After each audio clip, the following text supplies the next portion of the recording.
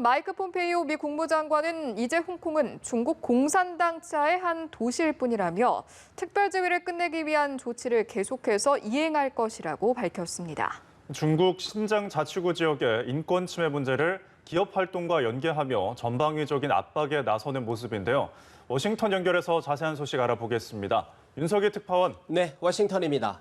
네, 폼페이오 국무장관이 홍콩을 중국 공산당 치하 도시라며 중국을 강하게 비판했군요. 그렇습니다. 폼페이오 국무장관은 오늘 국무부 브리핑에서 자유로운 홍콩은 세계에서 가장 안정적으로 번영하는 도시 가운데 하나였지만 이제 공산당이 운영하는 또 하나의 도시가 됐다고 비판했습니다. 또한 홍콩인들은 중국 공산당 엘리트들의 변덕에 예속될 것이라며 슬프다고 언급했습니다. 폼페이오 장관의 발언 직접 들어보시겠습니다.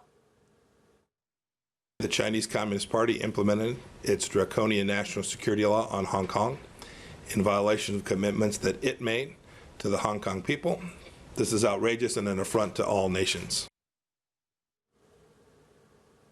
폼페이오 장관은 또한 중국 신장 지역에서 강제 노동 등 인권 침해에 연루된 단체들과 공급망이 연계된 기업들에 대해서 사업 경보를 발표했습니다. 앞서 미 세관 국경보호국은 최근 중국 신장 지역에서 강제 노동을 통해 제조된 것으로 보이는 약 17톤가량의 가발 제품 등을 억류한 것으로 알려졌습니다. 미국은 그동안 중국이 신장 위구르 지역에서 소수민족을 감시하고 수용소에 감금하는 등 탄압을 해왔다고 비판하며 인권 침해에 관련된 중국 관리들을 제재해왔습니다. 네, 코로나19 관련 소식도 한번 짚어보죠. 미국 제약회사 화이자가 코로나19 백신의 초기 실험에서 긍정적인 결과를 얻었다고 발표했죠. 그렇습니다. 화이자와 독일 바이오엔테크가 공동 개발한 4개의 실험용 백신 가운데 첫 번째 백신에 대한 초기 실험에서 면역 반응을 이끌어냈다는 겁니다. 화이자 측은 45명의 건강한 실험자를 대상으로 10에서 100 마이크로그램씩 용량을 달리해 접종한 결과 바이러스 기능을 무력화하는 이른바 중화 항체가 코로나19 회복 환자보다 최소 2배 가까이 생성됐다는 겁니다. 실험 대상자 가운데 절반가량이 통증이나 열, 수면 장애 등의 부작용을 겪었지만 심각한 수준은 아니었다고도 덧붙였습니다.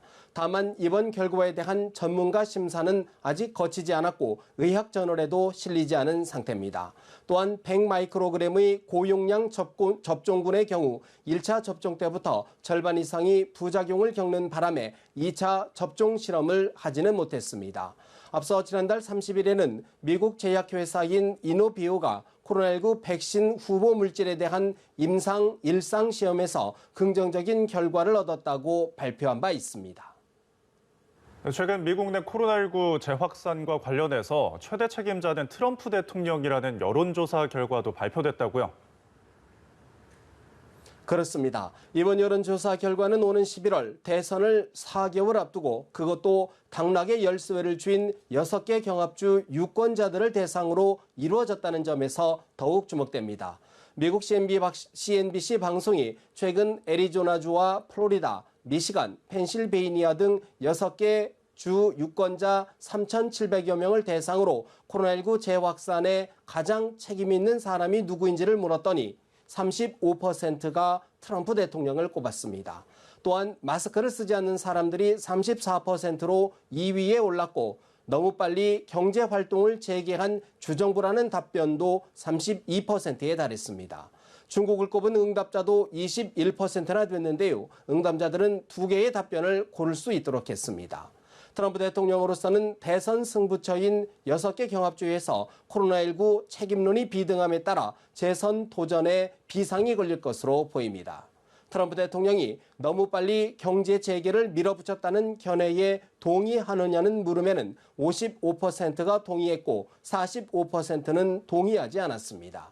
아울러 이번 조사에서는 민주당 대선 후보인 조 바이든 전 부통령이 50%의 지지율로 44%에 그친 트럼프 대통령을 앞선 것으로 나타났습니다. 지금까지 워싱턴에서 전해드렸습니다.